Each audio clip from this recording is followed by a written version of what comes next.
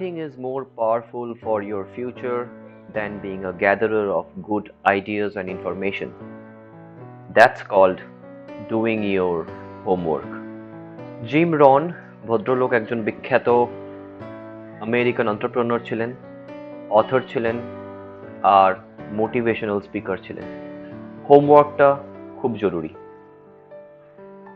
আশা করি বুঝতে পারছো আমরা আজকের এই প্রথম ক্লাসেতে কোন দিকে যেতে চলেছি। Welcome to my channel 13 minutes tutorial. আজকে আমরা আমাদের হোমওয়ার্কটাকে ভালো করে করব, মানে যুদ্ধে নামার আগে সিচুয়েশনটা বুঝে নেব, সিলেবাসটা ভালো করে দেখে নেব। শুরু করা যাক। তো আমি শুরু করব ক্লাস 11 এর কম্পিউটার সায়েন্স সিলেবাস দিয়ে।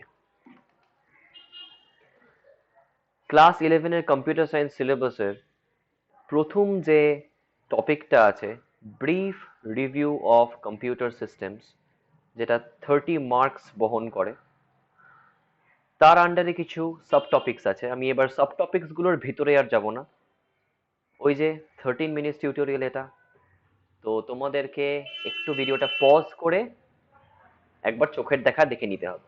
আর তাছাড়া যখন আমরা টপিকে ঢুকে আলোচনা করব তখন তো বুঝতেই পেরে যাবে।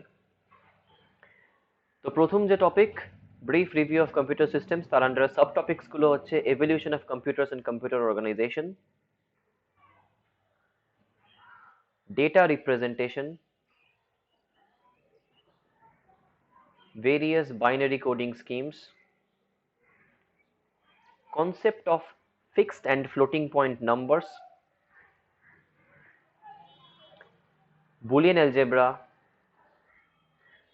ব্যাস এই হচ্ছে brief review of computer systems এর আন্ডারে টপিকগুলো, যেটা ভালোভাবে করলে 30-এ 30 পাওয়া কোনো ব্যাপার নয়। তারপরে আসছে সফটওয়্যার অ্যান্ড ল্যাঙ্গুয়েজেস, 20 মার্কস, যার আন্ডারে আমরা ওই সিস্টেম সফটওয়্যারস, তারপরেতে different types of system softwares এইগুলো পড়বো। তারপরে আসছে প্রোগ্রামিং, মানে সি প্রোগ্রামিং, 20 মার্কস আছে। বেশ কিছু অ্যাসপেক্টস নিয়ে আমরা আলোচনা করব সি প্রোগ্রামিং এর। তো এইখানেতে এই সি প্রোগ্রামিং এর 20 নম্বর, সফটওয়্যার অ্যান্ড ল্যাঙ্গুয়েজেস এর 20 নম্বর মানে 40, আর ব্রিফ রিভিউ অফ কম্পিউটার সিস্টেমের 30 নম্বর বা 30 নম্বর। তো 30 প্লাস 40 70 নম্বর হয়ে গেল থিওরি। আর প্র্যাকটিক্যালে আছে 30 নম্বর বা 30 মার্কস। তো টোটাল 100 মার্কসের এক্সাম। প্র্যাকটিক্যালে কি হচ্ছে, এমএস উইন্ডোজ বা ইউনিক্স বা লিনাক্স 10 থেকেও মাঝে সাঝে আসে। 5 নম্বরের একটা প্র্যাকটিক্যালের প্রশ্ন আসবে। কি ধরনের প্রশ্ন আসতে পারে সবকিছু নিয়ে আমি ডিটেলসে আলোচনা করব পরে। প্রোগ্রামিং ইন সিতে আসে 15 নম্বর, যেখানেতে শুধু প্রোগ্রামটা লিখলে হয় না, তার সঙ্গে তার অ্যালগোরিদম বা ফ্লোচার্টটাও দিতে হয়। আর তাছাড়া একটা ল্যাব কপি বানাতে হয়। কিন্তু এবারে যেহেতু স্কুল খোলা ছিল না, ল্যাবরেটরি ক্লাস হয়নি, এই জাস্ট 12ই ফেব্রুয়ারি থেকে স্কুলটা আবার খুলেছে, প্র্যাকটিক্যালস গুলো কিছু কিছু হচ্ছে। তো তোমরা কি করবে, স্টুডেন্টদেরকে বলছি, তোমরা স্কুলের টিচারদেরকে জিজ্ঞেস করবে যে এই ব্যাপারটা কি করতে হবে। নর্মাল ফরম্যাট অনুযায়ী মিনিমাম 20খানা প্রোগ্রাম করতে হয়, আর এখানে কোন পোর্শন থেকে কতগুলো প্রোগ্রাম করতে হবে সেই জিনিসটা দেওয়া আছে। আর লাস্টে 5 নম্বর হচ্ছে ওরাল পরীক্ষা হয়, মৌখিক। তো টোটালি 30 নম্বর এখানে হয়ে গেল। কিন্তু এইটা হচ্ছে নর্মাল সার্কামস্টান্সেস এর জন্য, নর্মাল অবস্থাতে এই জিনিসটা হতে পারতো।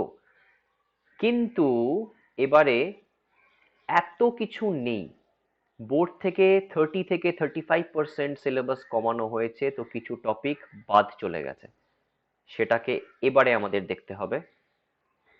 ডিসকার্ডেড টপিকস 9 তারিখে বেরিয়েছিল, 9 ডিসেম্বর এই নোটিফিকেশন। তো দেখা যাক 11 সায়েন্সে কি বাদ দেওয়া হয়েছে। কম্পিউটার সায়েন্স দেখতে পাচ্ছ আশা করি, ডেটা রিপ্রেজেন্টেশন পোর্শন থেকে ভেরিয়াস বাইনারি কোডিং স্কিমস বাদ চলে গেছে। মানে আমি যদি এই সিলেবাসে চলে আসি, ডেটা রিপ্রেজেন্টেশন থেকে ভেরিয়াস বাইনারি কোডিং স্কিম, এই পোর্শনটা পুরোটা বাদ হয়ে গেছে, এটা নেই।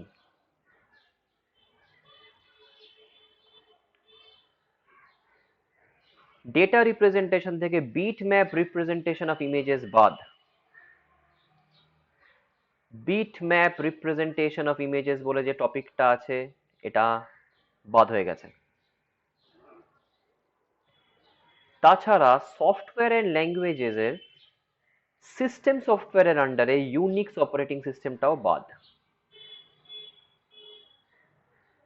সফটওয়্যার এন্ড ল্যাঙ্গুয়েজেস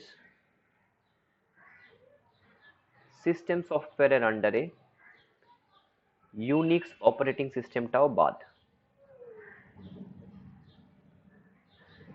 ভালো খবর আশা করি। এবারে 18ই জানুয়ারি আরেকটা বিজ্ঞপ্তি বেরোয় পশ্চিমবঙ্গ উচ্চ মাধ্যমিক শিক্ষা সংসদ থেকে, যেখানে প্র্যাকটিক্যাল এক্সামটা কোন কোন টপিকের উপরে নেওয়া হবে সেটা বলা আছে।